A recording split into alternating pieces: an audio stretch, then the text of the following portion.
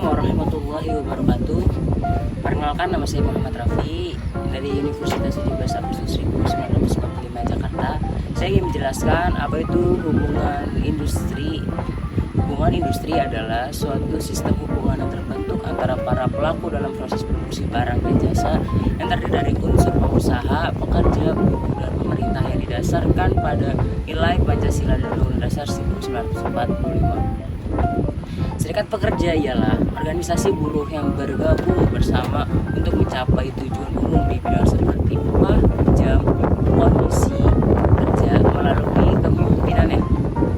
Serikat kerja bertawar-menawar dalam majikan atau nama anggota serikat dan perundingan kontrak buruh dengan majikan. Untuk pengertian dari Organisasi Buruh Internasional atau ILO adalah Badan Perserikat Bangsa-Bangsa atau PBB yang terus berupaya mendorong terciptanya peluang bagi perempuan dan laki-laki untuk memperoleh pekerjaan yang layak dan produktif secara bebas, adil, aman, dan bermanfaat. Nah, untuk selanjutnya saya akan menjelaskan apa itu sumber daya manusia. Sumber daya manusia adalah salah satu faktor yang sangat penting, bahkan tidak dapat dilepas dari sebuah organisasi, baik institusi maupun perusahaan.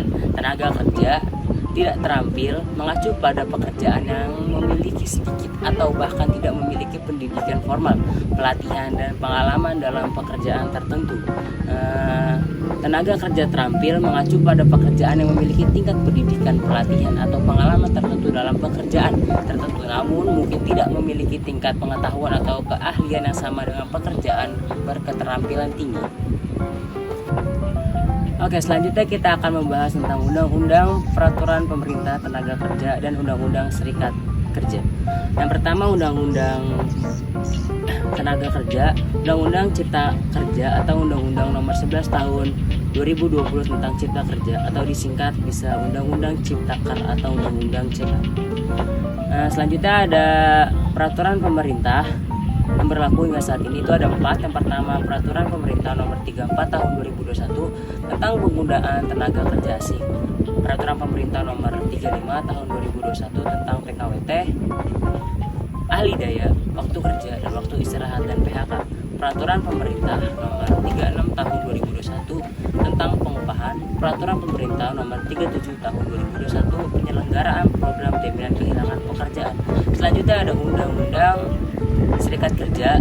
Yang pertama ada Undang-Undang Dasar 1945 pada 28 menyatakan bahwa kemerdekaan serikat dan berkumpul mengeluarkan pikiran dengan lisan dan tulisan ditetapkan dengan Undang-Undang Nomor 21 Tahun 1954 tentang perjanjian perburuhan antara serikat buruh dan majikan.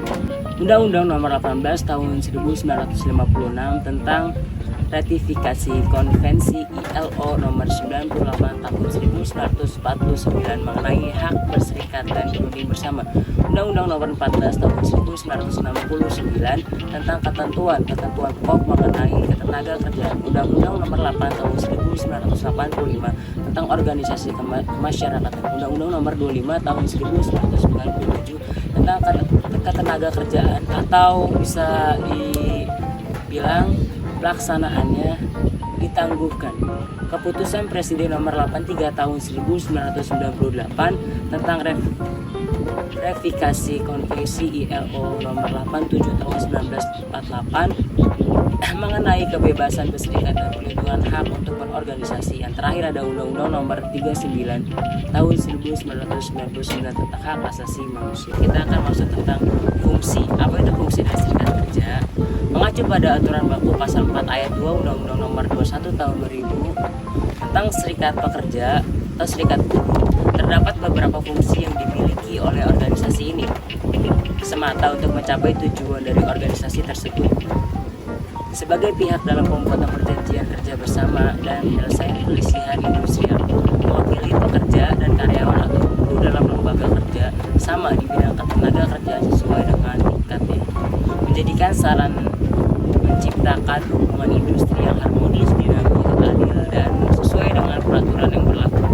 Sarana menyalurkan aspirasi dalam memperjuangkan hak dan kepentingan anggotanya, yakni karyawan. Menjadikan perencanaan, pelaksanaan, dan pertanggungjawab Pemogokan kerja atau buruh sesuai dengan peraturan yang berlaku. Yang terlahir ada berperan sebagai wakil pekerja atau buruh dalam memperjuangkan kepemilikan saham di perusahaan. Oke, lanjut ke manfaat. Manfaat bagi pekerja. Yang pertama, menjadi sarana komunikasi efektif dan aspiratif yang dapat memberikan kontribusi untuk kepentingan pekerja dan perusahaan dalam rangka produksi. Yang kedua, ada menjadi sarana penyampaian pesan mengenai kondisi perusahaan. Setelah kita membahas tentang manfaat, kita akan membahas tentang perbedaan serikat kerja. Itu ada Federasi Serikat Pekerja dan Konfederasi Serikat Pekerja. Federasi Serikat Pekerja adalah bentukan dari sekurang-kurangnya 5 serikat pekerja, dan Konfederasi Serikat Pekerja merupakan gabungan dari sekurang-kurangnya 3 federasi serikat pekerja. Kegunaan dari perbedaan ini adalah supaya serikat-serikat pekerja ini memiliki kekuatan dan dukungan yang lebih besar dari bantuan serikat pekerja lainnya, yang kemudian mempermudah usaha serikat pekerja di perusahaan untuk memperjuangkan kesejahteraan para pekerja. Oke, sekian penjelasan dari saya yang singkat ini. Lebih kurangnya mohon maaf. Wassalamualaikum warahmatullahi wabarakatuh.